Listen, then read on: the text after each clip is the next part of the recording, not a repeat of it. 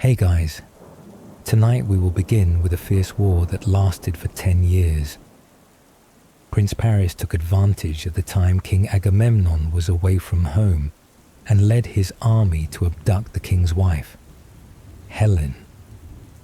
When the king returned and found out his wife had been taken, he was furious and launched an attack on Troy, the kingdom ruled by Prince Paris, to take Helen back. And so, the legendary Trojan War broke out. Before you get comfortable, take a moment to like the video and subscribe, but only if you really enjoy what I do here. And let me know in the comments where you're watching from and what time it is for you. It's always interesting to see someone from across the world joining us. Now dim the lights. Maybe turn on a fan for a soft, soothing hum. This story will carry you away bit by bit through poetry, mythology, and a few classic tricks. Welcome to the tale of the Trojan horse. You know, sometimes the greatest tragedies don't begin with swords and steel. They begin with a party and one uninvited guest. The wedding of Peleus and Thetis, a beautiful sea goddess who had just been matched with a mortal. The gods showed up in full force, eating, dancing, chatting, with live music and wine mixed with lightning. Someone played the lyre until the strings broke. The wine god Dionysus was under the table by minute 30, and Zeus had taken off his shirt and was dancing on the table by minute 35. A truly peak Olympus party, until just one person wasn't invited, because she was the goddess of discord, Eris. You don't invite a fight-starting deity to a wedding, like you don't invite an American Idol judge to a neighborhood karaoke bar. Everyone knows that, except the bride and groom. Eris showed up without a word. No dancing, no laughing, no drinking. She just left a little gift, a golden apple. On it was inscribed a blinding phrase, "For the most beautiful." It hit the party table like a stone thrown into a still pond. No explosion, but a ripple through the heavens. One small act, enough to destroy a city 10 years later. And there it was. The three biggest goddesses of Olympus immediately turned to each other like three besties during inheritance season. Hera, goddess of marriage, wife of Zeus, jealous like no other. In her head, there's no way that curly-haired girl takes the apple before me. Athena, goddess of wisdom, undefeated in debate. This is ridiculous. One apple. They should host a proper argument. Aphrodite, goddess of love and beauty, always knows how to win without saying much. Easy. I just throw a couple of eye tricks. Done. They argued. Not the argue then move on kind. The argue and go straight to Zeus kind. Zeus, wise as always, said, ladies, handle this yourselves.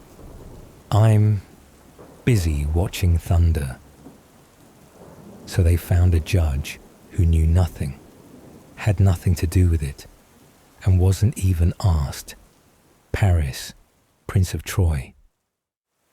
At that moment, Paris was out in the field, herding sheep, handsome, gentle, not knowing he was about to become the universe's final round judge. The three goddesses descended one by one, pitching their promises like startups on Shark Tank. Hera, pick me. I'll give you power, make you king of all Europe. Athena, pick me. I'll give you wisdom, victory in every battle. Aphrodite, smiling, pick me. I'll give you the most beautiful woman on earth. In Paris's mind at that moment was a blur of sounds, wind, heartbeats, and a voice whispering, "Pick beauty. You're a farmer. No need to be a king." And he thought, very quickly, no panel, no press conference. He gave the golden apple to Aphrodite, which also meant he just planted a bomb across all of Greece, the most beautiful woman on earth. None other than Helen, wife of King Menelaus of Sparta, the one with hair like sunlight, about to be dragged into a war she didn't even know she was the prize of. Paris didn't care. Aphrodite had promised, and he believed that love protected by a goddess must last, just like we used to believe our crush would text back in 3 minutes. So Paris packed his things, a few light outfits, some goat cheese, and a giant faith in a goddess's promise. The journey to Sparta began from a quiet pasture, across hills smelling of fresh grass, to the palace where power and love were about to collide like two runaway trains. No one knew. No one warned him. He left the field like a flower seeker, not knowing he carried a grenade with the pin pulled, wrapped in pink silk, embroidered with the word Helen, a blade already lodged in the heart of history. Helen did not choose to be the most beautiful woman in the world. Just like you don't choose to be born with a face that makes all of Olympus sigh. She was just beautiful, completely unconsciously. Every step she took seemed to make the wind pause to catch up. Every time she gazed into the distance, flocks of flamingos could lose their way. Helen, Princess of Sparta, now queen, only wanted a simple life, planting trees, riding horses, and not being asked to become the beauty icon of a war. There was a maid named Thaleia who brushed Helen's hair every morning with a little ivory comb and never dared to look her in the eye. One time, before the sun had even risen, Thaleia entered the room and saw Helen sitting before a bronze mirror. The light quietly covered her golden hair like early morning sunlight. She said nothing, just looked at herself for a long time. And then, as soft as wind blowing through curtains, Helen said, "I wish I weren't beautiful." There were no tears, but her hand clenched the edge of her robe, like someone trying to hold herself back. Thaleia didn't know what to say, because how do you comfort someone when the thing that causes her pain is what the world desires? And even later, when Helen's ship had already departed, when Sparta trembled with fury, only Thaleia remembered those words. She didn't know war would begin because of a beautiful woman, but she knew Helen had never been happy with her beauty. Then Paris came, not with an army, but with a gaze calibrated by Aphrodite, not with seduction, but with something strangely innocent, a love that let its guard down. Helen had heard many stories about mythology, about jealous goddesses, bloodthirsty kings, but no one told her that sometimes you get placed on the board of power without anyone asking if you want to play. Paris did not kidnap her with ropes. He simply appeared with a cool breeze, a deep voice, and the whisper of the goddess of beauty behind him. And she, too tired of the palace's eyes, stepped onto the boat. They left Sparta at night, like two lovers escaping from myth. That night, when the moon looked like it had been wiped clean with wine, Helen walked barefoot down the marble corridor, each step echoing like a question. "Are you sure?" Paris waited at the dock, not rushed, not loud. He simply stood there, as if the wind had blown him there, and if she turned back, he would vanish into the night. Helen didn't bring much, just a few silk ribbons, an ivory pin, and uncombed hair. The river wind pressed her robe against her body like a whisper. "Go, but don't expect to feel lighter." When she stepped onto the ship, no one called out, no one cried. Only a strange bird flew overhead, with one wing broken. Paris reached out to take her hand, said nothing. And in that moment, she knew, no one saves anyone in this story. We just fall together. The ship left port. Helen turned back, saw her palace like an old dream, red roof tiles like dried blood, where she was once a queen, and never herself. The only problem was that myth chased them faster than the sea breeze. Inside the palace, Menelaus woke up. The curtains swayed slightly. The bed was empty, and the whole country roared. Guards ran chaotically, maids cried and confessed, priests immediately performed rituals asking the gods, and no one dared say Paris's name. Menelaus said nothing for the first 3 hours. He just stood by the window, staring toward the harbour. Then he removed his wedding ring, dropped it in his wineglass, and summoned a messenger. "Send for my brother, Agamemnon, and the 12 kings who married my nieces. They promised they'd help me if anyone dared take my wife." Thalia, Helen's closest maid, was dragged out and interrogated. She said nothing. Only once looked Menelaus in the eye and said, "Maybe she wasn't taken. Maybe she left." That sentence made everyone fall silent, then louder, because what people feared most wasn't that Helen was taken. It was that she chose to go. And Helen, on the ship deck, her hair blew in the wind like a silent prophecy. The night sea was as still as fresh ink on a mythological map. Helen sat there, gripping the rail, her eyes unfocused. The sea air slapped her face, colder than the dream left behind.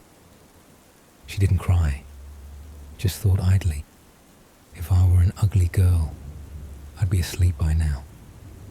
Probably on a soft pillow, a fireplace, and no one calling my name every time they mention war. Helen sighed, a breath without direction. She missed the layer. And the first day Menelaus proposed, not with flowers, but with a treaty. Suddenly, she whispered, "If beauty is a gift, who wrapped it?" The sea did not answer. Only a lone seagull, lost from its flock, made a soft cry, then disappeared. Helen gently pulled out a strand of her hair, wrapped it around her finger. Beauty, she thought, might be a thin string that slowly strangles. Maybe she knew, maybe not, that her beauty was about to become the reason thousands would die. People later would argue, did she go with him or was she taken? But no one asked, did she want to be Helen? And that's what makes this legend sadder than any war. One day, in Troy, someone asked her, "Did you follow love?" Helen looked up, didn't answer right away. A bee landed on her hand. It just sat there, didn't sting, as if nature itself didn't want to force her anymore. She smiled softly, a smile like wind gliding over stone. "I didn't follow anything. I just ran. The person meant to ask more, but Helen stood up and walked away. Her robe brushed against an old blood stain on the stone floor, a stain that wasn't hers, but still followed her from Sparta all the way to Troy's gate. War doesn't begin with the cry of battle. It begins with a whisper. A messenger, face colder than carved stone, rode through the night to Mycenae, where King Agamemnon was sipping wine and eating grilled fish amidst the songs of court poets. Helen has been taken. Agamemnon looked up, slowly set down his cup. He didn't ask who Helen was. He didn't ask why. He just nodded, because to him, this was the golden chance to start a war legally and be cheered on as a patriot. And just like that, within a week, the Greek world seemed to flip on boss summoning mode. The night before departure, Odysseus sat at the edge of the bed, where Penelope, his wife, lay next to their newborn child, less than a month old. The room was so quiet it seemed even the wind dared not intrude. Penelope didn't cry. She simply stroked the baby's hair and occasionally glanced at her husband, who was polishing his sword sheath for the third time in 10 minutes. Odysseus looked at her, then at the baby, then at his own hands. "I'm not going because of Helen," he said, voice barely louder than the rain outside the window. "I'm going because of a stupid oath that 10 years ago we thought was glorious." Penelope didn't respond. She picked up a needle and thread from the table, quietly stitched a diagonal line into his sleeve, really tight. "Then don't die as stupidly as you swore." No one hugged. No promises were made. Just the back of Odysseus, leaving like a man stealing the honor from himself. And in Mycenae, the next morning, they held a send-off party for the warriors. Not the emotional kind, but the chaotic kind. Very Greek. A pile of grilled goat meat over the fire. Wine poured non-stop, mostly spilled on tunics. Achilles trying to explain battle strategy with a spoon to 3 rookie soldiers. Ajax was so drunk he asked who Helen was and why everyone liked her so much. Odysseus sat in a corner, sighing as if he had regretted life ever since he learned to spell war. Agamemnon was giving a speech, and no one listened, until he raised his cup and said, "For the honor of Greece, and for women who don't agree." The applause thundered like a storm. Someone began banging a shield on the table. No one was sure what exactly they were cheering for, but it seemed too late to back down. On a cliff facing the owlless sea, as dawn touched the tail of the ships, a group of women stood in silence. No one waved. No white handkerchiefs fluttered in the wind. Only eyes that wouldn't close, watching the backs they didn't know would ever return. An old woman, Ajax's mother, sat unraveling an old fishing net. Her hands shook. Her mouth mumbled, "Wars win glory. But fish don't swim into the mouths of the dead." A young woman, not yet married, but with a fiancé in the army, picked up a wooden necklace dropped on the sand. She didn't cry, just held it tightly, like the only thing still heavy in her hand. Penelope didn't come to see him off. She sent a roll of unfinished wool instead, and told the messenger, "Tell him, if he's still breathing, come back and finish weaving it." No one sang, only the wind whistling through the mast, and the waves, whispering as if trying to hold their steps. The names no one dared say aloud at the village meeting were now chanted with bronze drums and war horns. Achilles, who once fought a lion because it looked at him wrong. Odysseus, who swore he'd never leave home for his newborn wife, but got dragged from the wine cellar after faking madness by ploughing a field with salt. Ajax, as big as two men combined, and his emotions just as complex. Many more, kings, warriors, lords, all once promised to help Menelaus if anyone dared take his wife. The Greeks called it the Oath of the Suitors, a contract with no paper, but worth more than a bank agreement.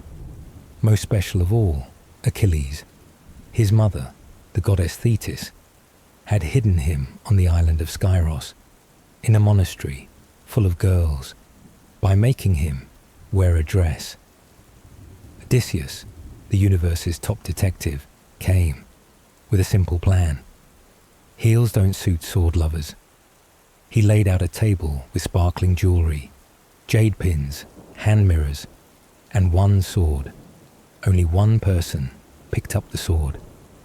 No one was surprised. And thus, Achilles, braided hair and eyeliner, took off the dress, grabbed his spear, and joined the army. All of them. Those carrying wounds still raw from their father's wars. Those with rage looking for a target. Those with dreams wearing helmets of hatred. They all poured into Aulis. There, the largest army in ancient Greek history was forming. The wind filled the sails, but refused to blow. The sea, as if hesitating. You guys really going? And just then, the gods, like an editor unhappy with a first draft, intervened. No wind, no ships moved. Fires wouldn't light, and Agamemnon, for accidentally killing a deer sacred to Artemis, was required to sacrifice his daughter in exchange for the sea wind. And from that moment on, war was no longer a journey, but a ghost ship carrying people who didn't even know who they were angry at. If Greece is where heroes fight for honor, then Troy is where one man carried both glory and consequences. His name was Hector. Not Hector as in Fast and Furious like Vin Diesel, but Hector of Troy, prince, general, brother, father, husband, and sometimes the only one in the entire city actually doing his job. While his brother Paris was busy arguing with the mirror because his hair was frizzy on the left side this morning, and King Priam was rereading bird omen scrolls to decide whether to wear red today, Hector was practicing swordplay. He didn't ask why the war happened. He only asked, when will it reach the city gates? Hector was the kind of man who carried a soft heart beneath iron armor. He made no oaths, no boasts, no curses, but every step he took was a promise. I will be the last to leave the gates. The people of Troy loved Hector not because he was a prince, but because he was the only one who didn't run when war was mentioned. The morning before the Greeks landed, Hector stood on the city wall. The wind blew his hair, the kind of wind that only shows up when the main character arrives. He looked out toward the sea, where each Greek ship was lining up like a class photo. They will come, and I will have to do what Paris never dared, fight. Behind him, civilians were packing. Children clung to their mothers' robes. Elderly women quietly sealed their jars of fermented fish, the kind Greek soldiers surely wouldn't leave untouched. Hector said nothing. He just stood there, gripping his sword, as if If his hand shook, the whole city would collapse. And that night, he went home. The day before, or maybe in a past life, back when everything hadn't sunk into the sound of war drums, Hector had a morning without armor. He took his wife and child to the market. The butcher yelled prices, the florist yelled poetry, and the apple vendor stuffed 3 apples into Hector's basket and whispered, "For the little prince, no charge, no tax." An old woman took Hector's hand, touched his shoulder, where the thin cloth couldn't hide his tense muscles. With this cold, his heart must burn hot. Hector smiled. A smile not mentioned in the Iliad, but perhaps one Andromache sewed into a pillow and hid beneath every sleepless night. His wife, Andromache, was rocking their child to sleep. No one spoke of tomorrow. No one spoke of war. Only one sentence, spoken softly. "If I don't return, teach our son not to grow up out of hatred." She nodded, didn't cry, just placed her hand on his chest, where the heart still beat. Don't let it stop for something that's not worth it. And so Hector, not a god, not an immortal warrior, but a man standing between love and death, was ready to step into the front line. He didn't choose this war, but if it came to his doorstep, he would be the one to lock the final gate. Paris, his brother, brought Helen home like a gift from a whim, and got to hide behind a pile of divine justifications. Hector never asked why. But that night, when Paris walked into the war council room wearing a newly embroidered golden robe, his hair curled like he was headed for a date, Hector slid a battle map across the table toward him without saying a word. "The one who keeps Helen," he once told their father the king. "Have you calculated how many of your sons he trades her for?" Hector never raised his voice, but his eyes, that night, were heavier than an accusation. The following night, he didn't sleep, not from fear, but from intuition. He sat by the highest balcony of the palace, staring toward the horizon, where Greek campfires looked like stars in the wrong part of the sky. They're not here to negotiate, they're here to erase. And in that quiet moment, Hector knew it's not Troy that would fall, but the last shred of innocence in his heart would not survive the dawn. If you think the Trojan War was just about mortal jealousy, tantrums, and biceps on biceps combat, then please look up at the skybox, where the gods are eating grapes, arguing, and betting on human lives like it's a mythological fantasy league. Zeus, father of all, supreme being, master of thunder and love triangles, didn't join the battle, but he set his throne atop Mount Ida, where he could view the entire battlefield like a 4K live stream. And in classic Zeus fashion, he nodded along while watching, like reviewing football highlights. Achilles is angry, Hector is holding firm, Paris is, let's not. While Zeus played the role of silent referee, the other gods were behaving like they were on a reality show. Hera, Zeus's wife, teamed up with Athena to cheer for the Greeks. Aphrodite, goddess of love, the one who handed Helen to Paris, was, of course, a die-hard fan of Team Troy. The scene looked like a divine cheer squad split down the bleachers, with each fallen warrior followed by a god smashing a goblet, slamming a table, or holding up scorecards. And in the middle of it all, you could see Hermes dashing around like a sports commentator. What a dodge from Hector! But wait, Athena's raising her hand. We might have divine interference. Meanwhile, Dionysus was live streaming from a cloud. Hey folks, today I'm betting a jug of wine on the Greeks. If they win, I'll drink more.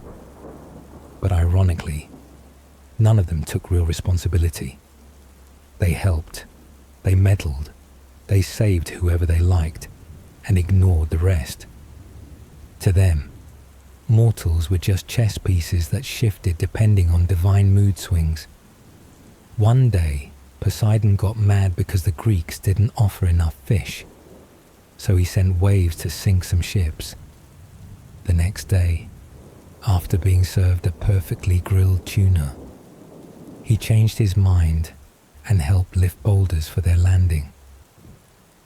Zeus was constantly questioned by Hera.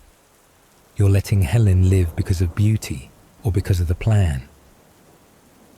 And Zeus, munching on a fig, simply replied, because of fate. But honestly, fate here was a very flexible concept, one that shifted with the emotions of whoever defined it. And in the upper realms, no one can count. While war raged below, the gods were on break. Hermes had just discovered that humans invented flip-flops. He sat in stunned silence. I once crossed 3 worlds in winged sandals. Now they walk everywhere with flip-flop like they're calling gods with the sound of footwear. Dionysus, already drunk since chapter 2, was lying on his back on a cloud, giggling. What they need isn't peace, it's a party. Athena, now reapplying her tactical eyeliner, simply said, I'm not interfering, I'm just lightly steering. Meanwhile, Hera was posting Zeus's photo on the divine complaint board. Ares, god of war, was fuming because no one asked his opinion. He shouted in the middle of the council, You call me when there's fighting, but when picking sides, you forget who I am. Apollo pulled out his lyre and started playing in the bleachers, writing a song titled Love and Misguided Arrows to throw shade at both Athena and Aphrodite. Hestia, goddess of the hearth, was the only one staying calm, brewing tea, handing out snacks, and cleaning up like war was just a slightly rowdy dinner party. And Zeus, still munching on figs, pretending not to hear a thing. 9 years, a number long enough to grow a beard, get tired of more people, and start wondering if this war was caused by some unfinished collective dream of both sides. The 9th winter of the siege of Troy began with a strange sound, a yawn. The Greek soldiers, after nearly a decade of eating barley cakes and arguing over a shovel, were losing motivation. From once being fiery young men out to rescue Helen, they had become middle-aged uncles discussing crop seasons, cloth prices, and the possibility of early retirement. Some started learning pottery. Others opened workshops to teach epic poetry. A small group even began organizing a bean shooting tournament with bamboo straws. Every evening, the camp echoed with shouts. Bean hit my nose. Anyone got medicine? And in the middle of all this, Odysseus sat in his tent, staring at a pillow and whispering, We need a trick, a big one. No one noticed, but on a piece of old leather, he was sketching with charcoal the image of a wooden horse. Below it, Odysseus wrote, Horse, plough, secret plough room to hold men. Plough Enough reason for the enemy to drag it in. He smirked. If they're smart, they'll suspect. But if they're proud, they'll open the gate. 'Cause no one could break into Troy with brute force. Every gate was as thick as the makeup of an angry goddess. And the Trojans, with Hector still alive, held their ground as if Athena herself was giving them a buff. So instead of fighting, Odysseus thought of performing, not to win with blood, but with schemes, not with force, but with boredom as leverage. The plan began with something simple, pretending to give up. He called over a group of carpenters, once shipbuilders, now bored to the point of madness, and he said, "I need you guys to build a horse." The whole group stared at him, silent. One dared to ask, "A horse to ride, to pull a cart, or for sacrifice?" Odysseus smirked, "A horse to hide men." A moment of silence, as if the whole camp was waiting for a punchline. But Odysseus didn't laugh. He pulled out the small model made from fish bones and meat skewers. "This is the prototype. We'll crawl inside like a gift." One warrior muttered, "So, we'll be the present." The guy next to him sighed. Greece really has run out of ideas. Not everyone is willing to crawl into the belly of a 3-story wooden horse, sealed tight and with no toilet inside. But they did. For glory, for Helen, for not being able to bear the 10th winter. The wooden horse, in itself, was a masterpiece of boredom turned into creativity. Wood from old ships, ropes made from waistband strings. The body of the horse was designed like a mobile inn. It had anti-slip flooring, just enough space to bend your legs, but not enough to sleep. A tiny air hole, used to fight over breathing rights. Epius, chief engineer of the project, declared, "This is not a work of art. This is a wooden cry of despair." The first person to enter the horse's belly was Odysseus. He brought a small knife, a bag of dry biscuits, and a notebook that read, "If this plan fails, please retell it in verse." Following him were Menelaus, still mad his wife got seduced; Neoptolemus, son of Achilles, hasn't fought a battle but very good at telling stories about his dad; Anticlus, the guy told not to say anything, even if he hears his wife's voice from outside; and a dozen more, crammed in the dark like ancient sardines. Outside, the Greeks burned the camp and pretended to retreat. The scene looked like a farewell party with no emotions. Some even left goodbye letters like, "If someone reads this, I'm not dead, I'm just biding my time." Then they boarded ships and left, or more accurately, they hid behind a nearby island, drinking and waiting for the signal. And so, the wooden horse was left behind, alone on the plain. Inside, the air thick as the smell of wet socks drying in a cave.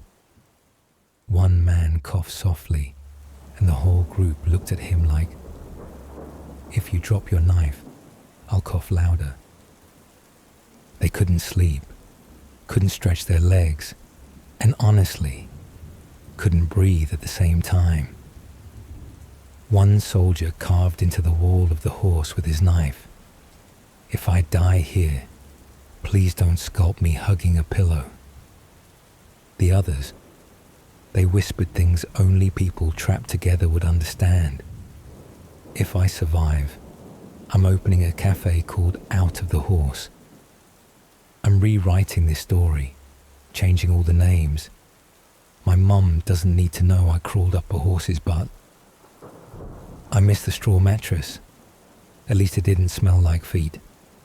One whispered, "Who are we?" Odysseus replied, eyes still closed, "Part-time spies, full-time mimes."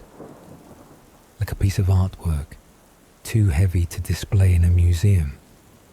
Inside were men who didn't fully know what they were doing. Only that, if they didn't crawl into a horse today, tomorrow might still be another day where nothing happens. One young soldier, before climbing in, quietly removed his shield, flipped it over, and carved into the back, "If I die, tell them I once dared to believe." No one promised, but everyone read it silently as they stepped onto the wooden ladder.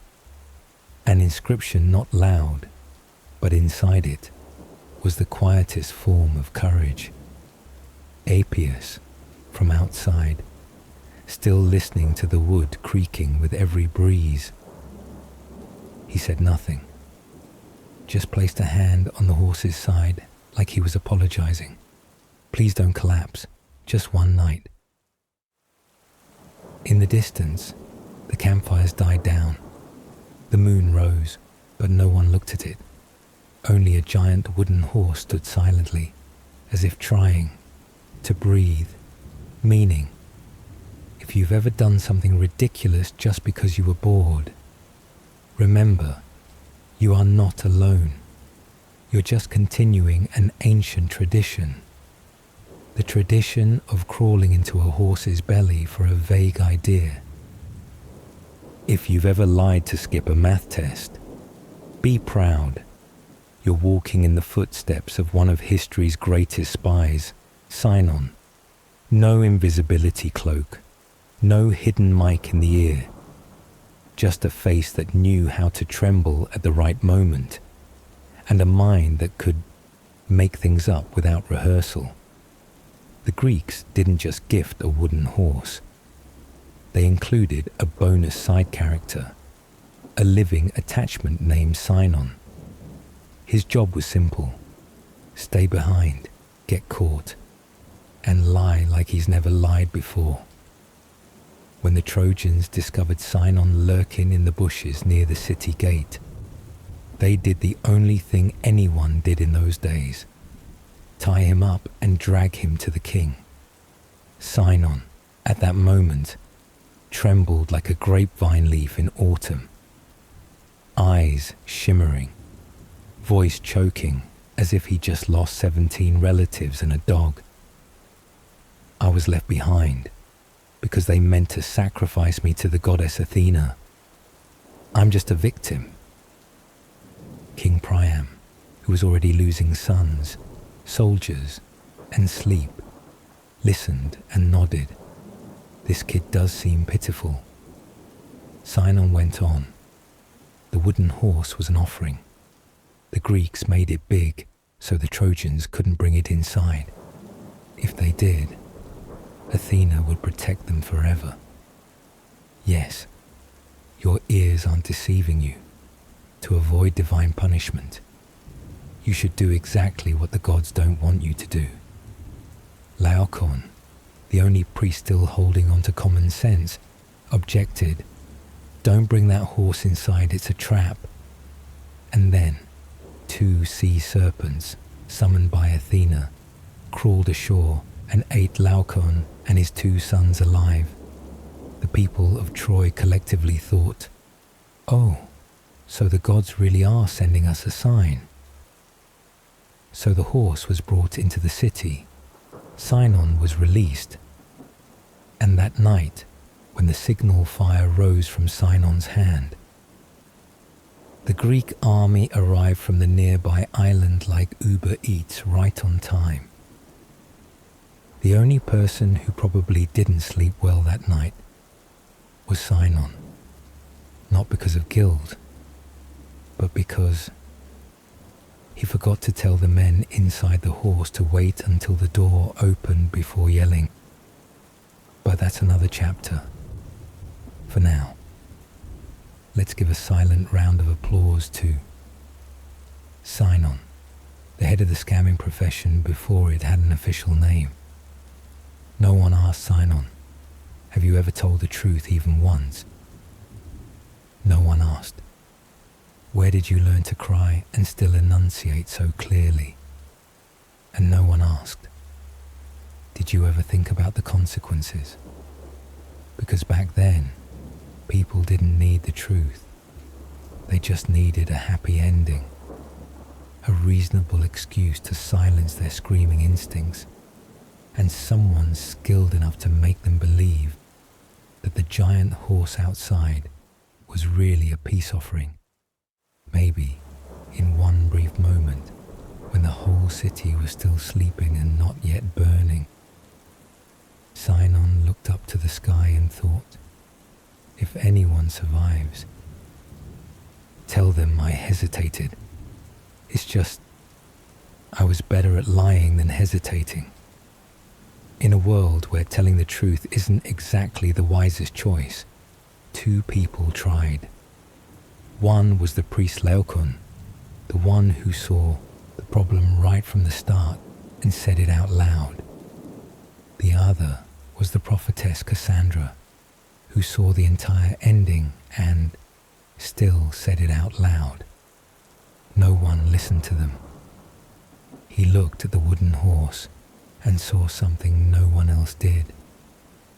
This is a trap. He didn't need evidence, didn't need a council meeting. He just needed to stand in front of Troy, point at the giant thing with wheels, and yell, "I swear to you all, this is not a toy." Troy, exhausted after 10 years of war and craving a reason to celebrate, responded with a gentle chuckle. There he goes again. That's when two giant sea serpents emerged from the ocean, not to kill him because he was wrong, but to make him look wrong. If you think being a prophet is a respected profession, meet Cassandra. She saw it all in advance. The horse was a trap. Troy would fall. Everyone would die. She said it, loud, clear, full of emotion. And then, the entire city in unison. "Yeah, thanks. Now go to bed." Cassandra's curse was this: to always be right and never be believed. Even if she painted it, built a 3D model, or hired a full choir to act it out, no one listened. Her pain wasn't just seeing the future. It was seeing the people she loved about to die, and no one caring to hear her scream. Then you'll understand them. If you've ever tried to warn your friends that the outlet is exposed, the ladder is wobbly, or the boyfriend looks suspicious, and no one cared, you'll understand. Laocoon was killed by snakes to silence his warning. Cassandra was ignored to keep the party going. And Troy, they dragged the horse into the city with a belief that everything would be fine. Sometimes, what gets ignored is exactly what should have been carved in stone. The most expensive silence isn't when no one says anything. It's when someone did, and you didn't listen. Suppose Laocoon had survived. Suppose Cassandra had been taken seriously. Suppose someone, just one person, had asked, "Wait, does this horse have a zipper?" Maybe Troy wouldn't have burned. Maybe the warriors inside the horse would have suffocated waiting too long. Maybe Sinon would have had to quit his job because no one believed him anymore. And Cassandra, maybe, for the first time in her life, she would have been heard. A city doesn't fall because of wood or swords. It falls from ignoring the right voice at the moment it mattered most. No trumpets, no warnings, no dramatic neighing like in the movies. Just a faint click, the sound of a latch being drawn from within. That night, the people of Troy slept deeply. Some dreamt of peace, some dreamt of a tomorrow without enemies. None dreamt of dying in their own familiar homes from a corner of the wall. Sinon lit a small fire. The flickering light mirrored the glint in someone's eyes who had just completed a perfect lie. Offshore, the Greek fleet turned back. In the darkness, the oars moved like shapeless shadows. They had waited 10 years and 3 silent hours after the horse entered the city. Inside the horse, breaths had been held for hours. Odysseus gripped his sword tightly. Someone exhaled sharply, perhaps Neoptolemus, perhaps an unnamed warrior. The door burst open.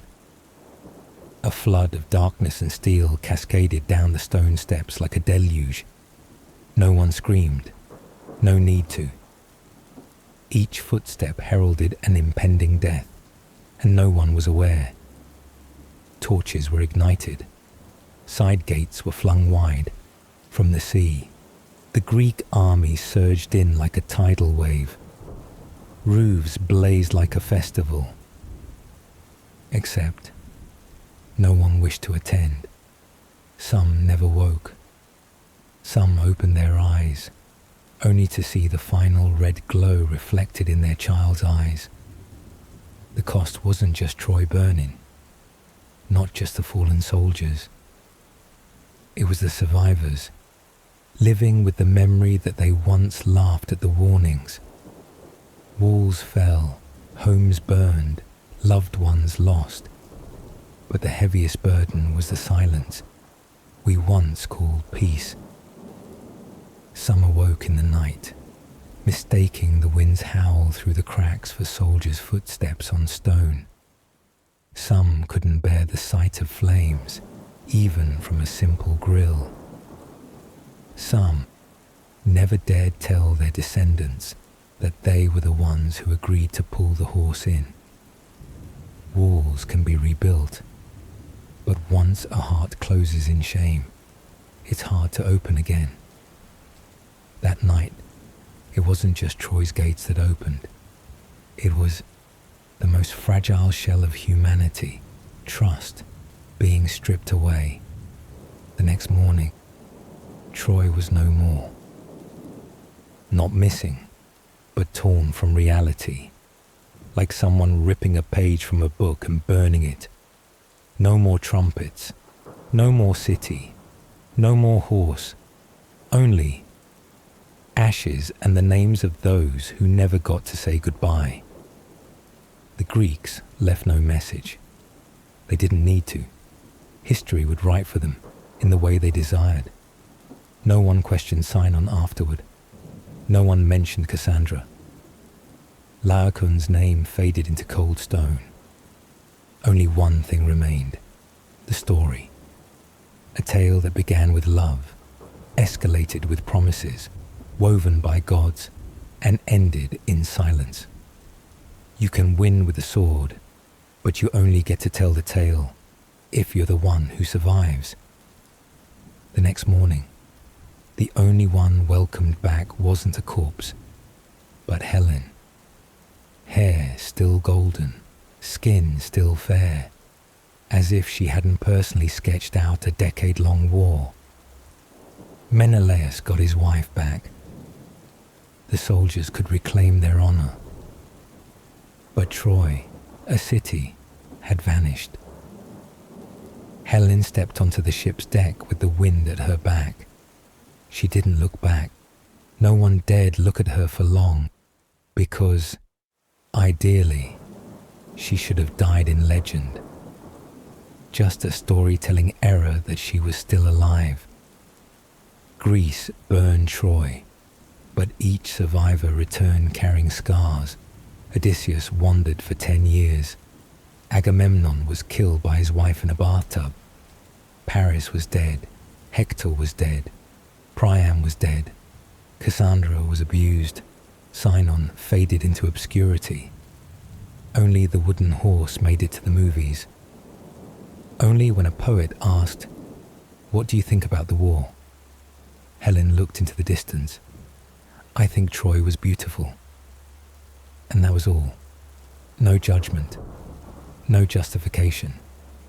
Because, in the end, this story wasn't about Helen. It was about how humans will always believe what they want to hear, even if the price is a city. Helen became a symbol, but no one asked if she wanted to be one. She was just beautiful. And beauty is already a crime if it makes others fight.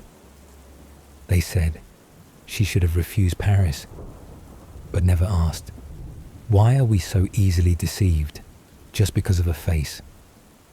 When she returned to Sparta, they let her live because killing her wouldn't bring Troy back. Troy fell, but people still kept what they loved most, someone to blame and someone to dream about. In the Trojan War, no one won, only those who were mentioned, and those who had to silently swim through a story they never chose to be part of. Only when a poet asked, "What do you think about the war?" Helen looked into the distance. "I think Troy was beautiful." And that was all. No judgment, no justification. Because in the end, this story wasn't about Helen.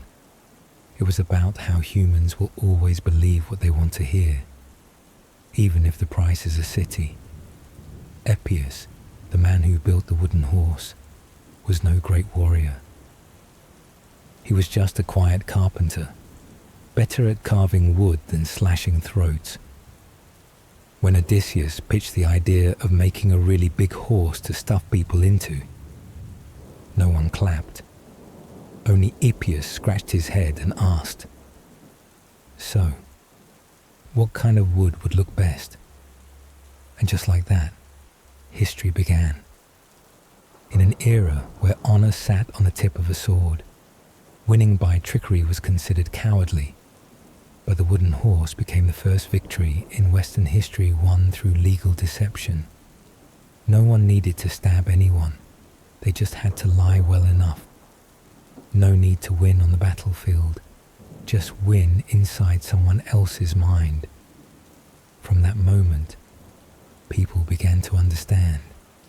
A clever man may lose a battle, but he'll win the whole war.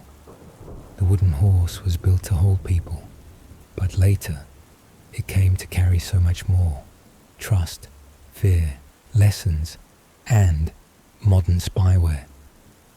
Today, when someone says Trojan horse, they're not thinking of Troy. They're thinking of a computer virus.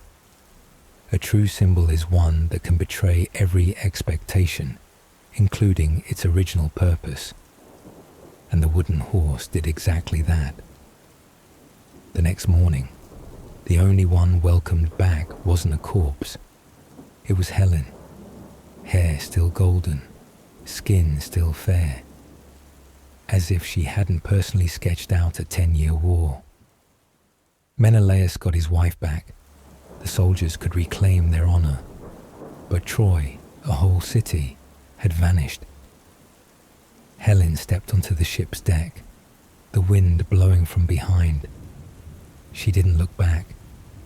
No one dared to look at her for long, because ideally, she should have died in the myth. It was just a narrative glitch that she was still alive. Greece burned Troy, but every survivor came home carrying a scar. Odysseus wandered for 10 more years. Agamemnon was murdered by his wife in a bathtub. Paris was dead. Hector was dead. Priam was dead.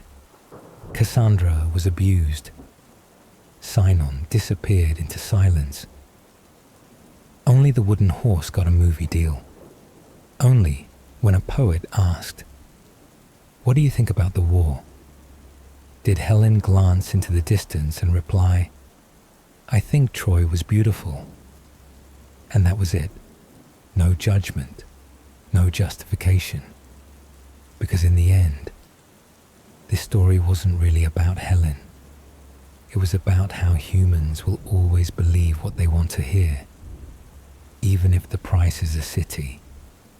Helen became a symbol, but no one ever asked if she wanted to be one. She was just beautiful, and beauty itself is already a crime if it makes others go to war. They said she should have refused Paris, but no one ever asked, why are we so easy to deceive just because of her face? When she returned to Sparta, they let her live because killing her wouldn't bring Troy back. Goddess Aphrodite, before her, the sea was just the sea. Before she arrived, the ocean had nothing to say. No one asked, and the waves didn't answer. Foam was just the last gasp of a rushed breath, and the wind, a nameless, homeless wanderer. You lie on the sand, and you don't know what you're waiting for. No hunch. Just the sense that everything is too quiet. Quiet in a suspicious way. Like the night before a storm. Like the half second before your heart races because someone just looked at you.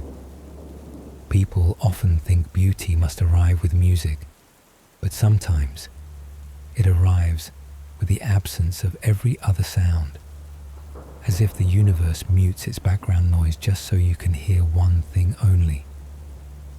Something is about to happen. No birds fly. No moon is full. Even the sand holds its breath. And you, an ordinary creature with a thin blanket draped halfway across your body, suddenly become the witness to a moment no one was prepared for. There's no weather forecast for the birth of a goddess, no sign in the sky, no trumpet in the wind, just everything unfolding like you're dreaming. And in the dream, there's a stirring sound from the edge of the deep, not waves, not fish, but a movement of something that has never existed before, a kind of presence, and as it nears, everything around starts to tilt, as if gravity is relearning how to work, and you don't know if you should be afraid, or happy, or run. You just stay there, because this strange feeling feels exactly like falling in love. You can't explain it, but you don't want to escape. You lie there, on the white sand, hearing the breeze blow gently from the southern sea, and wondering if sea foam can birth anything besides clams, oysters, or the odd jellyfish. But tonight, you don't meet jellyfish. You meet Aphrodite. There's no music, no fireworks, just a soft pop, like a bubble bursting. And from the silver-tipped waves, a figure emerges. She doesn't walk out like in the movies. She slips out of the ocean like a curse that's been kept silent too long. She isn't wet, because the waves don't dare wet her. The foam clings lightly around her body. The breeze brushes her skin, barely.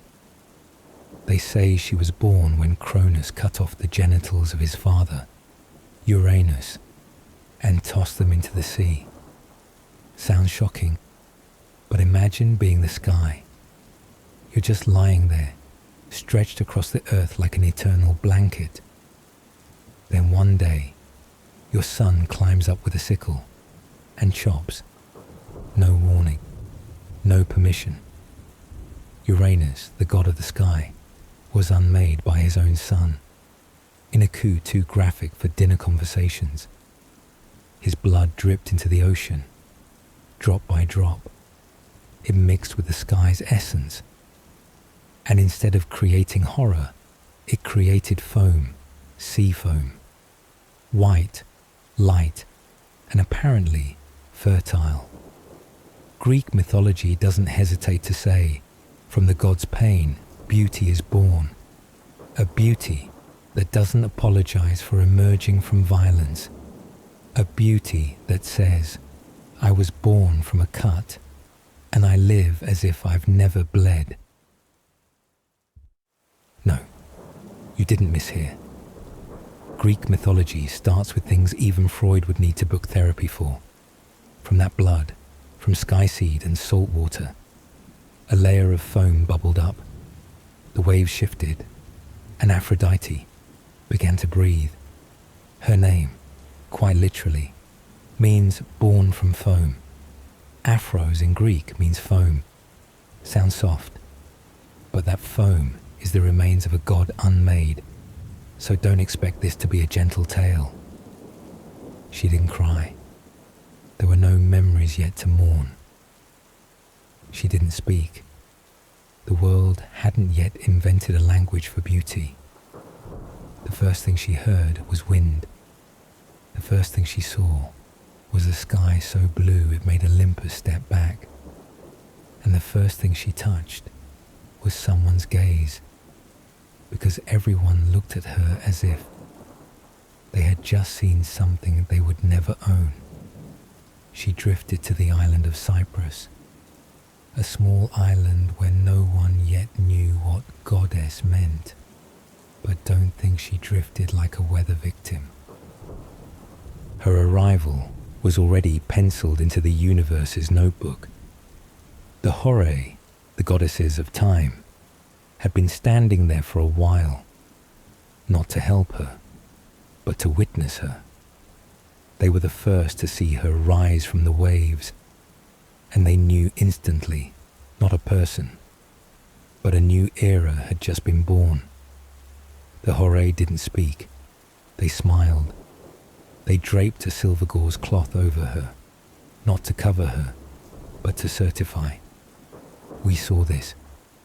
They pinned a flower crown to her hair, not from any garden, but from the first flowers that ever bloomed. And in silence, they stepped back. No greetings, no kneeling, because in the face of unnamed beauty, every ceremony feels excessive. They just smiled, as if they had made a date with destiny. A robe light as cloud was placed on her. A fragrant wreath crowned her hair. No throne, no fanfare. Just sunlight falling on her skin like the universe's quiet nod.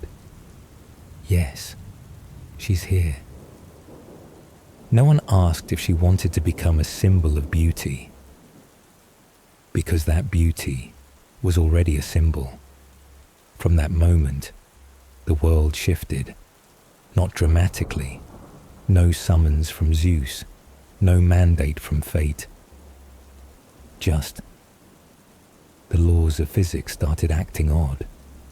Winds veered suddenly, as if wanting to get closer. Waves lost their rhythm, as if unsure where the shore was. Some goats on the island blushed at each other, despite never having heard of love. A sparrow, supposed to fly back to its nest, turned instead, just to glance at her again. Trees bloomed out of season. Flowers opened offbeat, and one newborn on the island burst into tears when her shadow passed over the water, not from fear, but because for the first time, its eyes saw something that couldn't be named. The world didn't stop, but everything tilted just slightly, as if Earth's axis leaned toward her. Sparrows followed her, swans changed course, even flowers bloomed off-center, just to lean toward her heels. Aphrodite carried no weapon, no lightning bolts like Zeus, no oceans like Poseidon, no madness like Dionysus, no schemes like Hera. She just existed, and that presence alone made everything tremble. Her beauty wasn't sharp like a blade.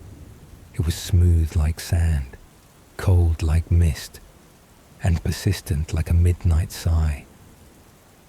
If you've ever loved someone without knowing why, if you've ever looked at someone and felt every reason in your life shrink, if you've ever lain awake because of a glance, a word, a half smile, then you've touched Aphrodite. You don't have to believe, you just have to feel. No one ever taught Aphrodite that beauty could be a declaration of war, because from the moment she stepped out of the sea, everyone had already surrendered. She didn't need arguments. People envied each other, then blamed her. Aphrodite came to Olympus not carrying a mirror, just a belt. And oops, that belt was the legendary one, the one that, when worn, would make the person you love you back. Even the future kings of Tinder couldn't compete. Zeus looked at Aphrodite, and instead of falling for her like everyone else, he panicked. He glanced around at the male gods, all of whom would punch each other over a single side glance. So Zeus made a plan. Let her marry the ugliest guy in the divine lineup, so the others stopped dreaming. That guy was Hephaestus, the one who forged weapons for the gods, the one who limped, the one who built half the universe with a hunched back, the one who got assigned to Aphrodite. Hephaestus didn't ask, "Do you want to marry me?" Because he knew no one asks the flower if it wants to be picked.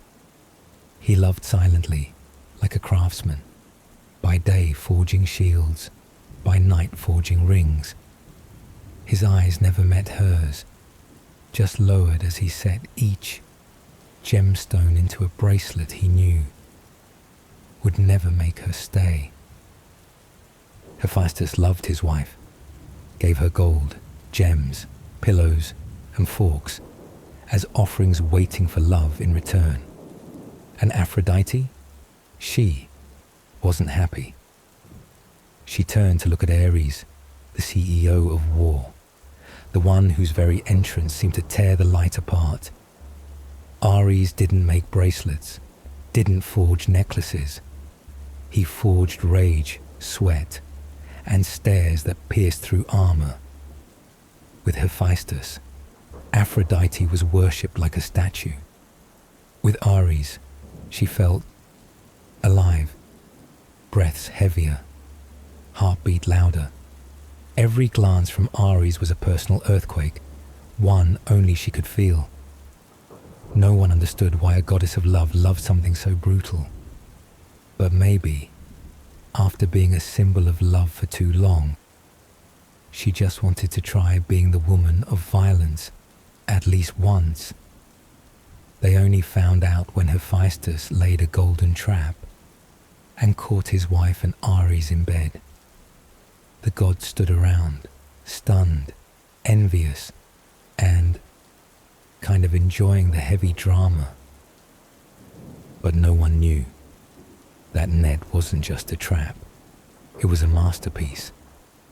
Hephaestus had spent months weaving strands of sunset, forging each link with sighs. He knew every curve of Aphrodite, knew the look she gave Ares wasn't the one she gave him. And he didn't trap them to shame them. He trapped them as a last way to say, I, too, had a place in this story. The gods laughed. Aphrodite stayed silent. Hephaestus said nothing. Because smiths sometimes only know how to answer with metal. Aphrodite didn't ask to be forgiven. She was the one who made others forgive, or lose their sense of judgment.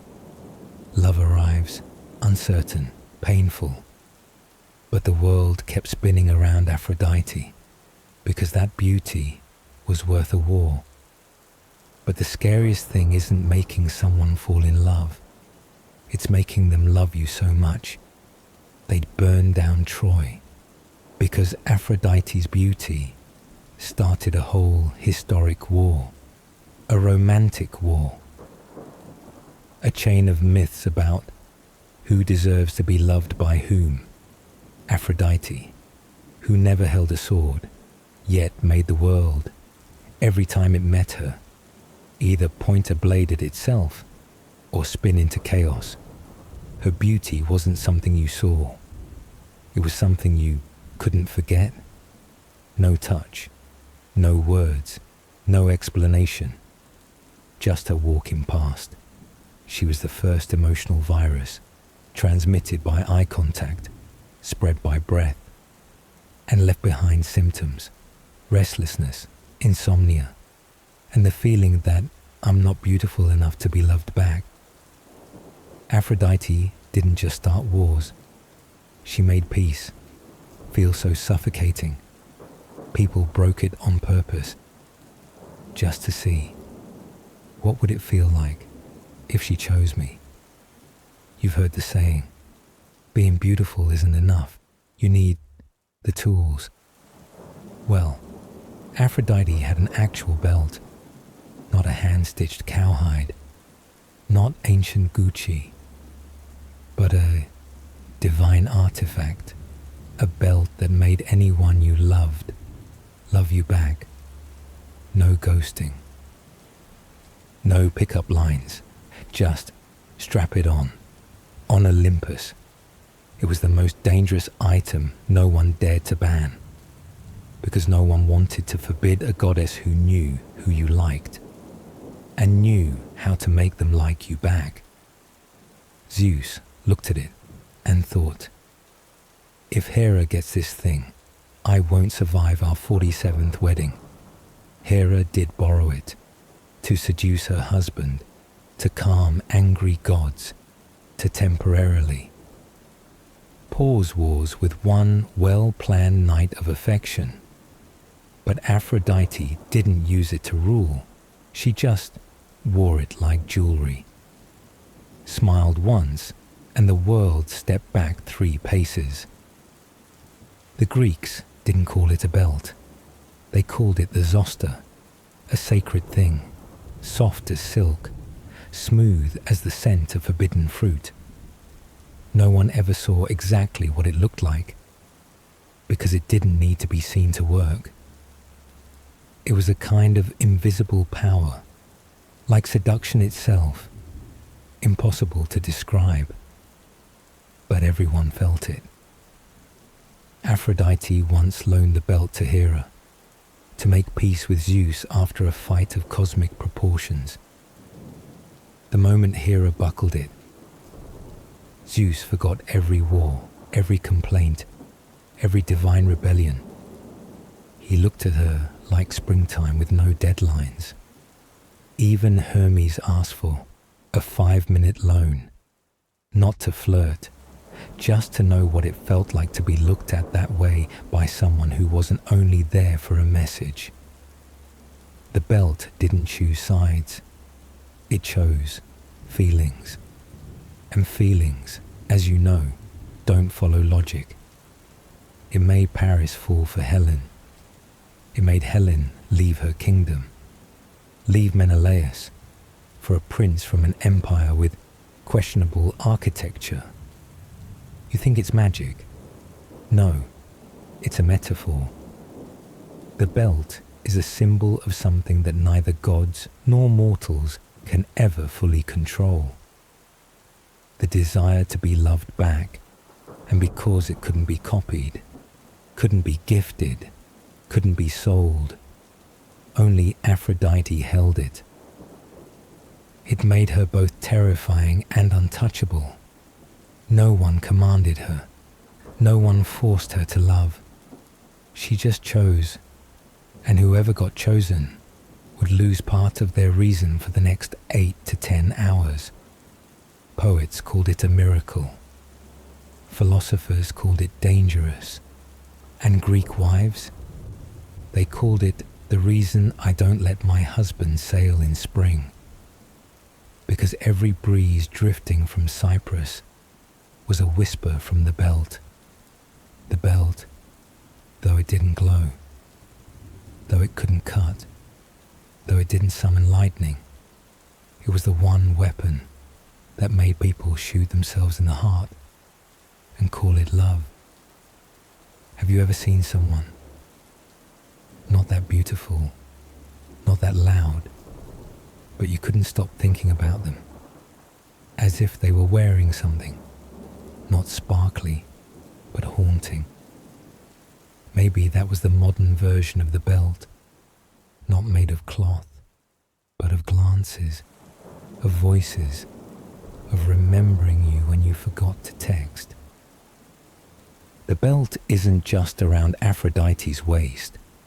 It's in the space between two people. When one falls first, it's in the silence that makes your heart beat louder than a love confession. And when it ends up in the hands of someone who doesn't respect boundaries, no war starts, but loss still quietly burns. If you ask, who could make the goddess of love lose her mind? The answer is two kinds of men. One, a hot-blooded warrior who acts first and thinks later. Two, a delicate young man in love with beauty, unbothered by immortality. One was Ares, one was Adonis, and neither of them ever belonged to Aphrodite. Some say they first met amid two armies freshly slaughtered, the ground still soaked with blood, Ares' sword still wet. Aphrodite walked in, unafraid. She wasn't looking for roses. She picked up a cracked helmet and placed her hand on Ares' shoulder. No one dared to come close, because on one side was war, on the other, love. And when those two kissed on the battlefield, rules collapsed. Ares was the god of war, muscles, temper. Emotions like grenades, pull the pin, and boom. No one approached him, except Aphrodite. She wasn't afraid. In fact, she liked that violence. Their love was like two storms colliding, not gentle, but impossible to look away from. They met while swords still echoed. They loved while Olympus held its tongue.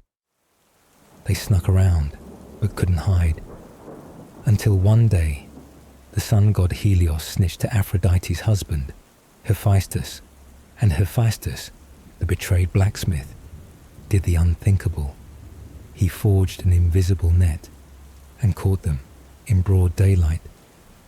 The gods came to watch, not to stop it, but to laugh.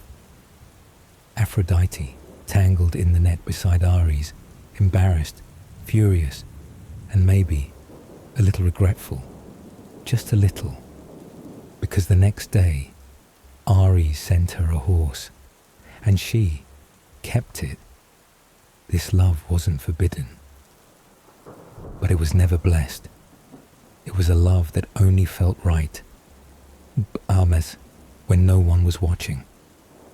Aphrodite wasn't the only one who desired Adonis. Persephone, the queen of the underworld, wanted to keep him forever in the dark. When Adonis died, Aphrodite wanted him back in the light.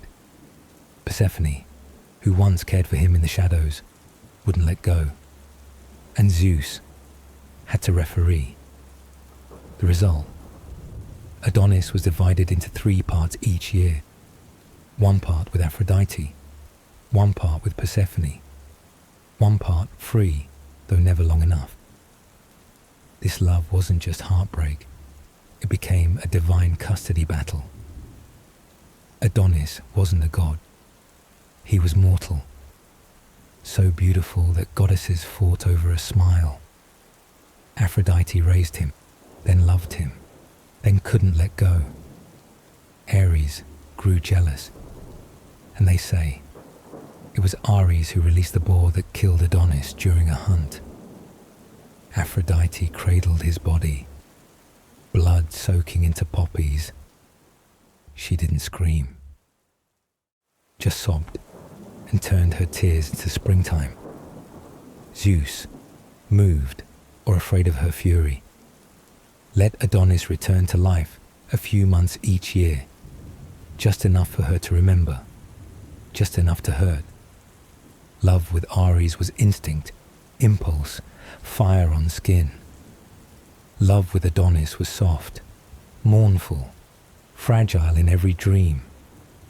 One time, after Adonis left again, Aphrodite stood before a divine mirror, the kind that reflects wrinkles and thoughts, and she didn't see beauty, not because she had aged, but because in that reflection, there was no one left to admire her. She had once been the symbol of love, but in that moment, Aphrodite became just a woman learning how to stand alone again. The mirror didn't crack, but she turned away, and Aphrodite, thought to be the master of love, turned out to be one more soul undone by it. Ares is the one who makes you forget your wounds. Adonis is the one who reminds you how gentle love can be. One you can't resist, but can't live with. One you want to keep forever, but aren't strong enough to hold. Have you ever met someone like Ares? A stare that shakes you, a grip that's too tight. You know it's a risk, but you step forward anyway.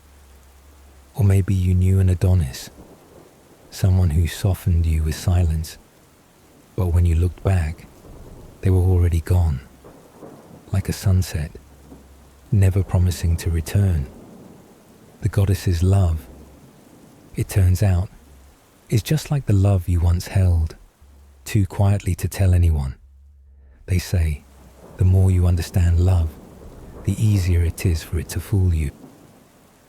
Aphrodite, born from sea foam, should have known best, but Ares taught her the taste of humiliation. Adonis taught her the taste of loss. One love makes you tremble with desire. One love makes you tremble with fear of losing it. And between those two men stood a goddess who began to feel pain in the most human way.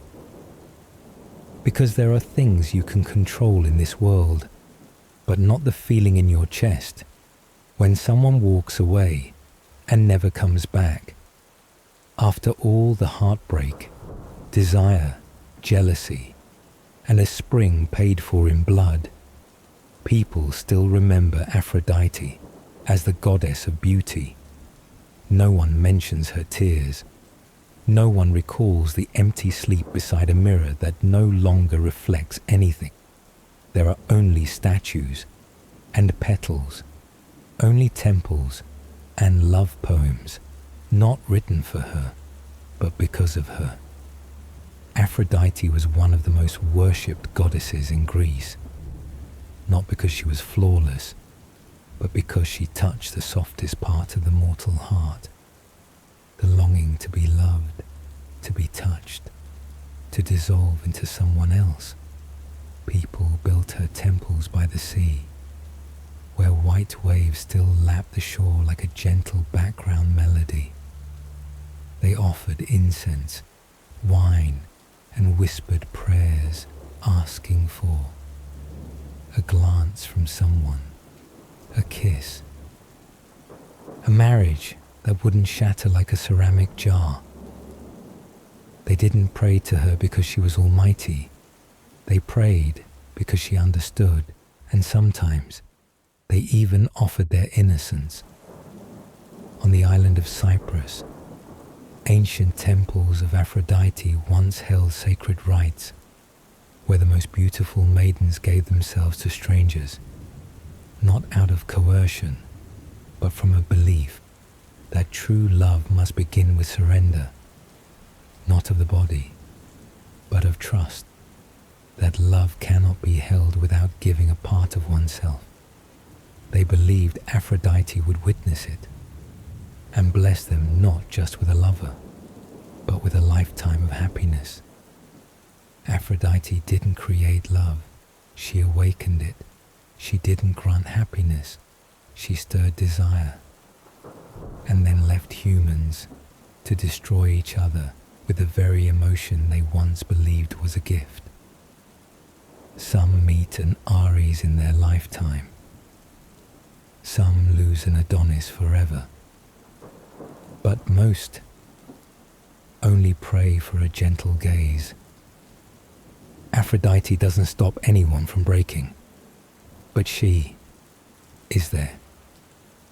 In the first poem of a child in love, in the softest breath of someone who just realized they are loved back, and in the mirror you look into, after your heart quietly cracks, she says nothing, just looks, like someone who has hurt the same way you have, and that is enough to be called a goddess, even if just once. There are people who never write love poems, never dream of a glance, never melt when someone says, "I'm here." There are people, beautiful, powerful, fully aware of the heartbeat of others, who still choose to stand outside of love, not because they don't know how to love, but because they don't need it to fulfill their mission. Athena, the silver-armored strategist, has never had a lover, not because she isn't beautiful, but because she's too busy to care. If you've ever done a group project alone, you'll understand Athena. She doesn't love, doesn't envy, doesn't post cryptic stories after 11 p.m. Athena chooses clarity over infatuation, and that makes her more dangerous than any goddess who's ever fallen in love. Hestia, goddess of the hearth and home, never married either, not because no one proposed, but because she is where people return to, not where adventures begin. While Aphrodite burns like wildfire, Hestia is the quiet ember in the brick oven, keeping the house warm without setting anyone ablaze. She chooses silence, a kind of love that has no name, only presence. And then there's Artemis, goddess of the hunt, walking with the crescent moon, twin sister to Apollo, alone, always alone. Artemis loves freedom the way others love their exes. She asked Zeus to keep her forever untouched, not because she feared love, but because she didn't want to be disturbed while sprinting through the woods at midnight. They say someone once spied on her bathing. The result? He was turned into a deer and ripped apart by his own hounds. If you think love hurts, try crossing Artemis, Athena, Hestia, Artemis. 3 powerful women who never loved anyone and didn't need to be loved to define themselves. They are different from Aphrodite, not seductive, not smitten, but goddesses nonetheless, in their own way.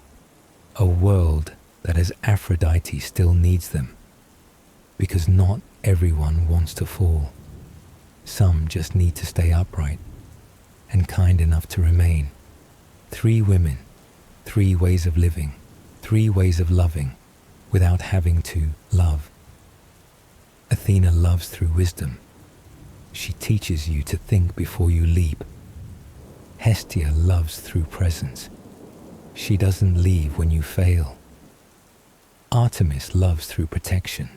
She won't say "I love you," but she will draw her bow and stand in front of you when the world attacks.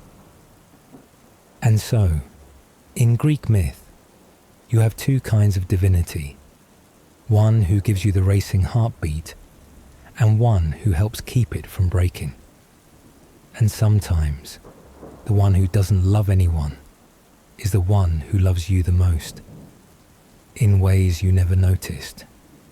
If you've ever met a woman today, a doctor buried in her shift, a scientist skipping meals for her experiments, a single mum who doesn't say "I love you," but quietly makes breakfast every morning. They are the modern embodiment of Athena, Hestia, Artemis. No dating apps, no interest in Valentine's sales, but loving the world in their own way, sometimes with their whole life. And if you ever step into the temple of Athena in Athens, you won't find fresh flowers or love poems, only the echo of strategy, footsteps on cold stone, and a strange feeling that this place doesn't need love to move you. No floral scent, no whispers, just the solid presence of someone, always there. Even if you never asked for anything, if you've ever heard a love song that made your heart clench, or saw someone walk into a cafe and the whole world seemed to slow down, then you've met Aphrodite in some way. This Greek goddess of love doesn't just live in marble temples. She lives in verses, melodies, movie posters, and even perfume ads. From Sappho, the first lesbian poet in history, to Shakespeare, who, had Romeo cry, "Did my heart love till now?" Aphrodite is always present. No need to sign her name, just make you feel. In classical literature, Aphrodite is an endless muse. In the Iliad and the Odyssey, she sparked war with nothing but beauty. In Greek poetry, she's a fire that burns without touch. In tragedy, she's the passion that leads to ruin, yet people keep chasing it. She's both muse and romantic trap. No one wants to escape. Love shook my soul, like the wind on the mountain. Sappho, love doesn't knock. It kicks the door open and storms in, carrying Aphrodite in every form. In pop culture, you meet Aphrodite every day. In the film Troy, Helena, so beautiful she makes Paris forget all reason, is a vivid copy of her. In Wonder Woman, Diana is the daughter of Zeus, and partly a modern reflection of warrior love. In the music videos of Beyoncé, Rihanna, Lana Del Rey, their presence is no different from a contemporary Aphrodite, like an influencer with millions of followers, but afraid to go out without makeup. Today's Aphrodite doesn't dwell in temples. She lives on social media, where love sometimes starts with a click, and pain wears a pink filter. Everyone wants to love Aphrodite, but no one wants to live beside her too long. Because if you're the one who makes the world swoon, you'll always wonder, does anyone see me? Not just my shine. Aphrodite survived for millennia not through magic, but because the human heart still beats to things it can't explain. Love, desire, the longing to be seen and chosen. Maybe Aphrodite doesn't teach you how to love. She just holds up a mirror and asks, do you really see yourself as beautiful? Or are you waiting for someone else to reflect that back to you? Aphrodite is the image you see in the mirror on a good morning, when the light hits your skin just right, and you think, I look okay today. And then you step outside, knowing you might break, but loving anyway. That's her power, not to make you strong, but to make you brave in your softness. One day, you look in the mirror and realize you're no longer the muse. No more strangers' lingering stares. No more compliments from familiar faces. And you wonder, did I lose Aphrodite somewhere along the way? Ancient Greece didn't have the modern concept of aging, but it carried a silent fear. When beauty fades, does your value fade too? Even Aphrodite, the ageless goddess of beauty, was once compared to newer, fresher faces. Helen, Persephone, half-nymph daydreams. And you know what's more brutal than war? Comparison. In today's world, we no longer worship Aphrodite with roses or incense. We worship her through photo editing apps, Botox, and the fear of being outdated. And when a woman no longer fits Instagram's definition of beauty, society scrolls past her like she was never at the party. But Aphrodite never really aged. It's just that the world changed its taste. There was once a woman people called the goddess of the classroom.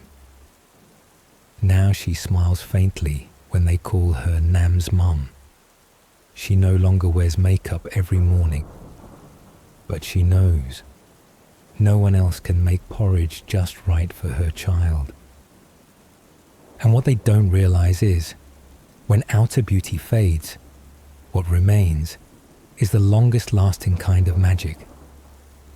A deeper gaze, a voice that once sobbed, now quiet at the right moment, a hand that once trembled for love, now steady to hold others when needed. The statue that once dazzled in the square is now covered in moss. But if you come close, you'll see a water streak like a tear. Aphrodite doesn't cry, but even stone knows pain. The women who once loved recklessly no longer post anything on Facebook, but they are the ones you call first when your heart shatters, because they've been broken and still know how to stitch others back together with a gentle gaze. That's when Aphrodite no longer stands on a shell, no longer shines like marble. She steps down, touches the ground, and hugs you. Maybe you're not as beautiful as before, but now you know what love means. And sometimes, just that is enough to melt an entire mythology. If one day you feel like a small wave in the ocean of memory, remember, it's the quiet waves that soothe the burning shore. You don't have to be divine. You don't have to be perfect. If you can still love, still hold someone with a gentle look, then Aphrodite still lives in you. Not on Instagram, not in marble statues, but in the place your hand rests on someone's heart, just when they need it most.